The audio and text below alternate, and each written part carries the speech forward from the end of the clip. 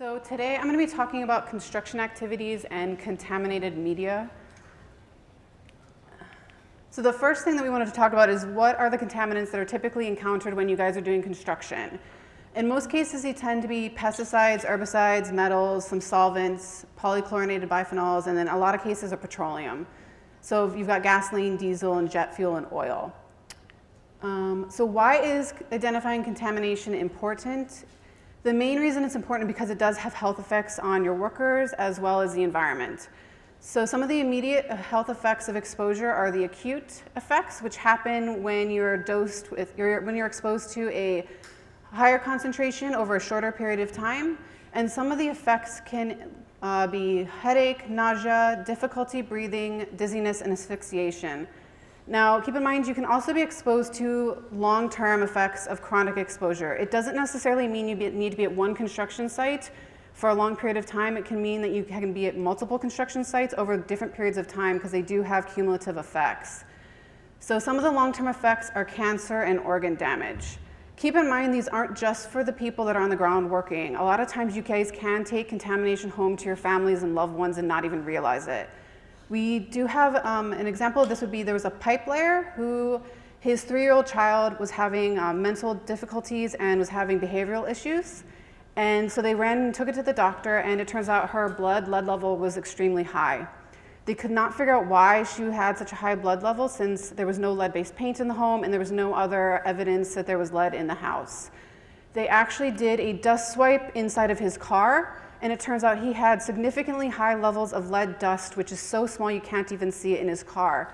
And what his daughter was doing is she was touching the sides of the car and then putting, 3-year-olds, they put everything in their mouth. So she's putting her fingers in her mouth and she was ingesting the lead.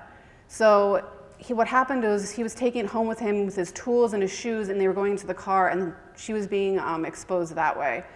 So luckily, once they are able to determine the cause of the lead, they can stop the exposure, and so he's no longer doing that anymore, but she will have neurological deficits for the rest of her life. So I cannot stress this enough that it's not just the guys on the ground, it's also your loved ones. So how do you identify potential contamination in the field? A lot of times you can see it through sight, such as staining. If you have everything's green and then in some areas there's dead vegetation, a lot of times that's due to there being a chemical there.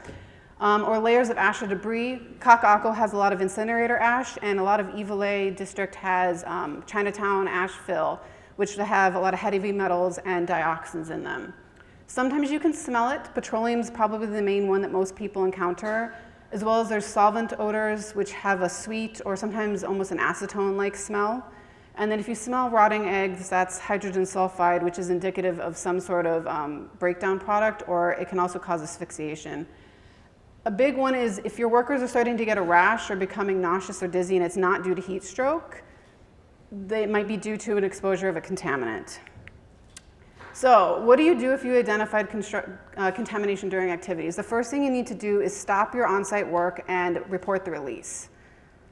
So when should you report a release? You should report a release at any time a detection of a contaminant is detected at a concentration that's above the Department of Health's lowest environmental action level.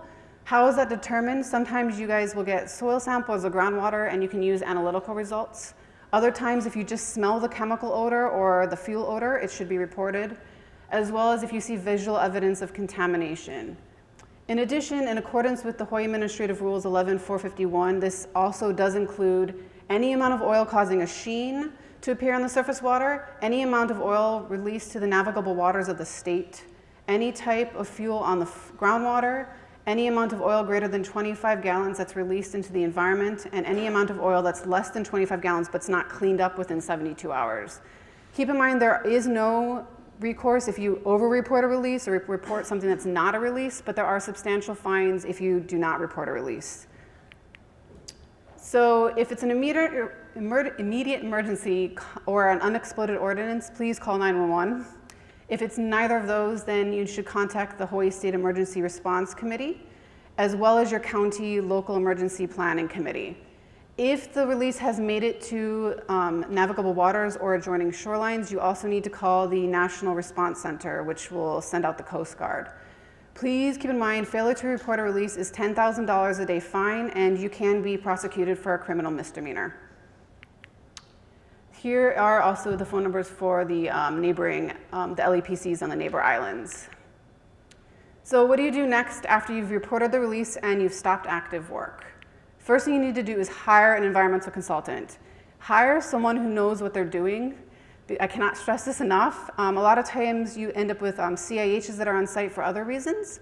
They're not always the appropriate person to be doing this. You need to hire someone who has experience dealing with and addressing contamination during construction activities.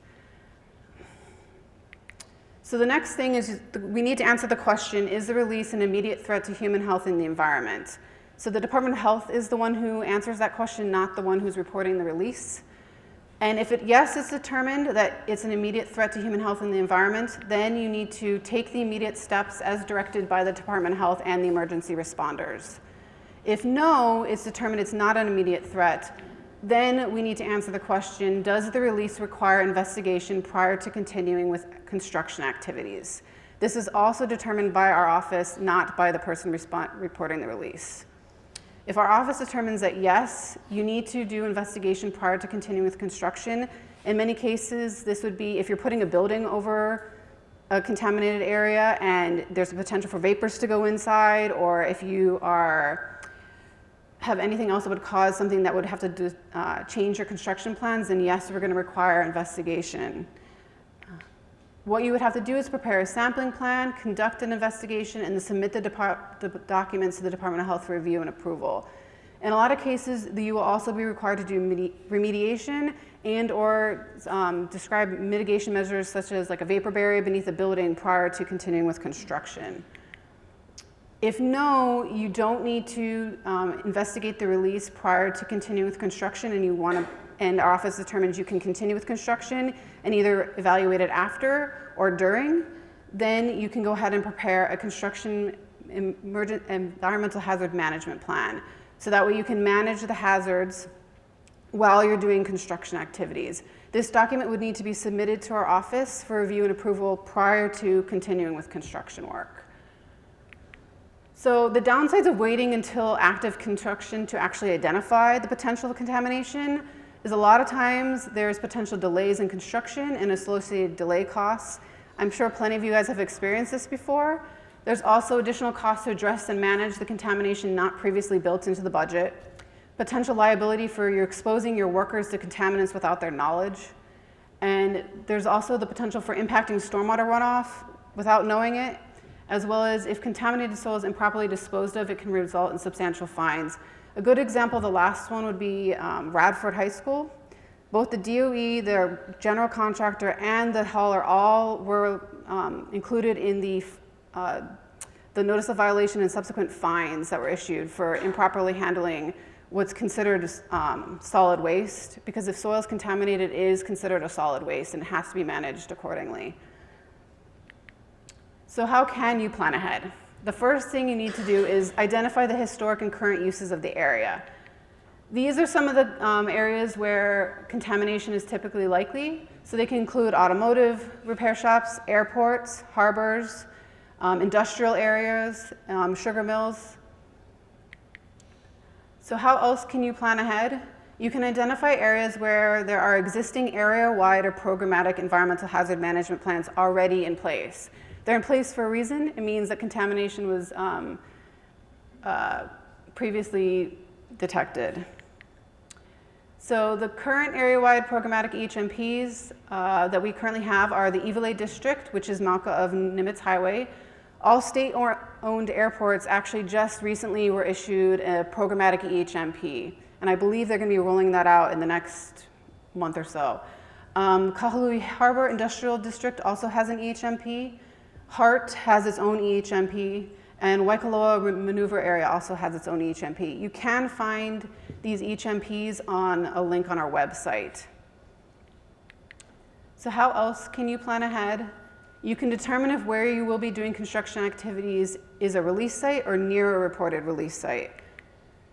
So we recently, within the past month or two, just rolled out our HEER. It's a website, it's an interactive viewer basically to where you can go in and click on a site. It'll tell you you can actually have access to all the files and everything, and it'll give you a good idea of what's going on.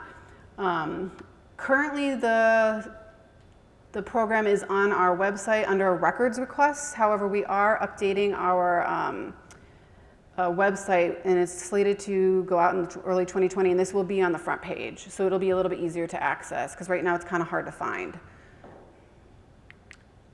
So how else can you plan ahead? Perform phase 1 environmental site assessment, and if necessary, a substantial phase 2. Those will help give you a rough idea if where you're going to be doing construction or doing any sort of work may be contaminated, or you may be running into potential issues. The substantial phase 2, a lot of times I know they tend to just be putting a few borings in and you guys tend to miss things. Take the time and actually do a phase 2. The more that you plan ahead, the less likely that you're going to end up with something that you don't, running into something that's going to cause you substantial delays. Another big thing is to review geotechnical boring logs for evidence of contamination. There's been 2 DOT projects that I'm actually working on, both of which they actually found petroleum in the geotechnical boring logs 2 years prior to breaking ground. But I think just in the design process, no one really looked at it. So the construction in both projects have been substantially delayed, and I'm sure the costs are very, very high. So look at those. They're a really good indication if you guys might have petroleum or anything else on the water.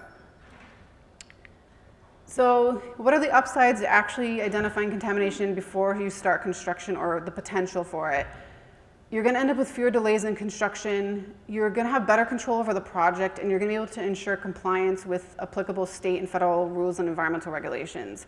Because if you are the landowner, you're the one doing the work, you guys are ultimately responsible. So that's just the way our law is written. It's the owner and operator of the facility. So you need to have really good control over what's going on at your site.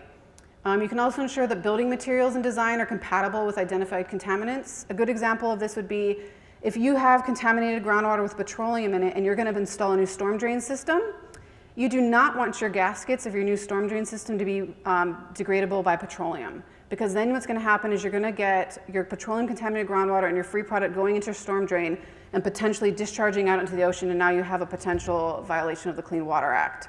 So you need to make sure that you guys are paying attention to your building materials. It also allows for preparation of more detailed bid specs on how to properly handle contamination. This can reduce the number of change orders and cost overruns. I do think DOT Airports is also revamping their bid specs to be a little bit more detailed with regards to how contaminated media is dealt with. So our office does have some available tools to kind of help you through any of this. We do have a technical guidance manual that goes through how to sample, what you can do with soil. It provides some guidance on how to characterize a site and whatnot.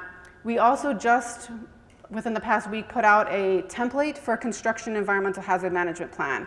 It's a Word file and it's editable, and we strongly recommend, if you guys are going to be doing any construction or having your consultants putting something like this together, that you look at this template and use it, because it's more likely that it'll go through the first time as opposed to having a lot of substantial revisions. We also have a way for you to easily notify us of planned construction projects in contaminated areas. We do ask that our office gets notified 90 days in advance prior to doing construction activities in contaminated areas. If not, and you would decide to wait, you could be facing delays in your project. So we do have some other resources.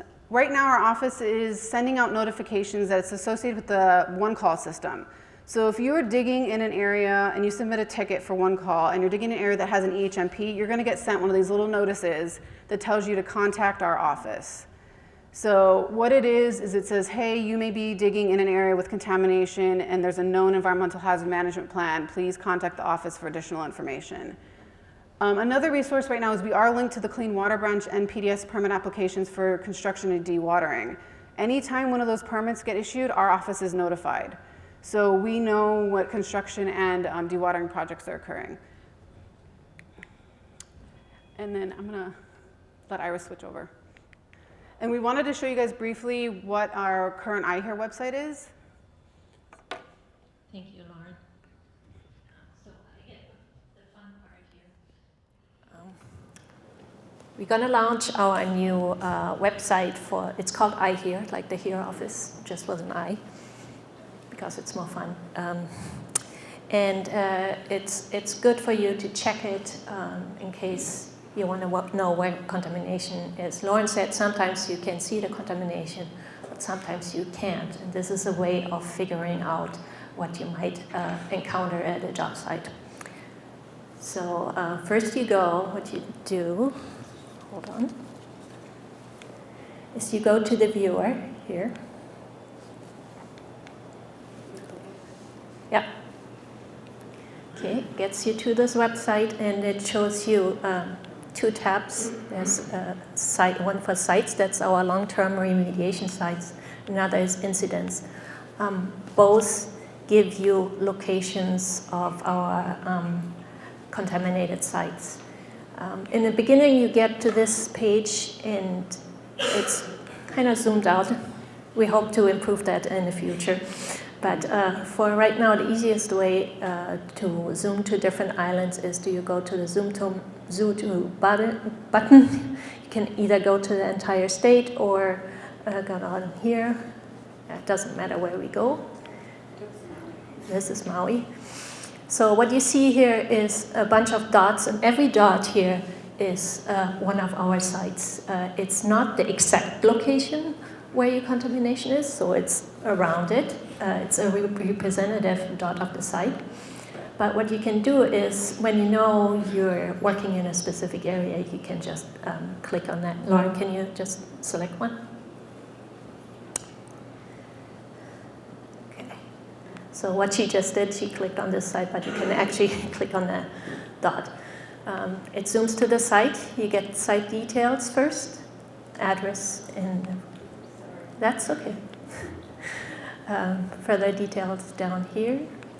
And if you can click on the top bar over here. Yeah.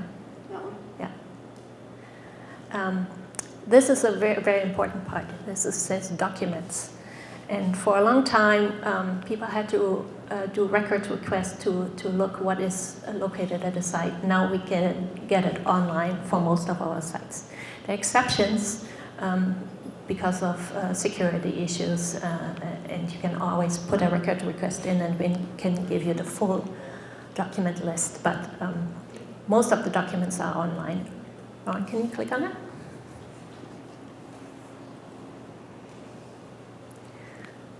Okay, so what you see is specifically here. This line you can pretty much ignore. It just tells you from what the previous file was, but sometimes there are files that belong together, so this gives you an indication. But this is the title of the document, and what Lauren was previously talking about is that sometimes you need EHMPs, or you have EHMPs, environmental hazard management plans, on a site. You can see that under title. So you can see the whole list of documents on when you scroll down. And by just clicking on one of these arrows here, you can actually download it. You don't need to do that. Yeah, it's just this. So no login required. Download it whenever you can. There's a lot of correspondence documents, but also the site documents, reports that often have maps and that show you where the contamination is.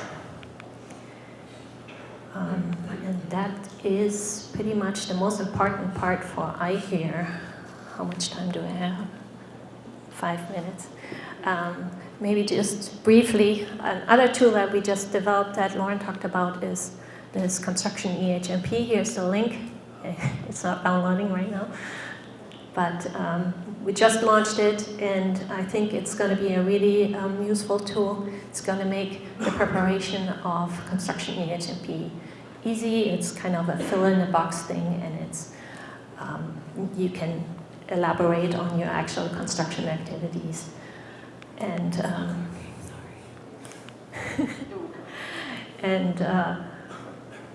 if you use this construction EHMP, that's for us easier, it's for you easier, it's expediting the process, so I think it's going to help everybody out. So thank you for your attention.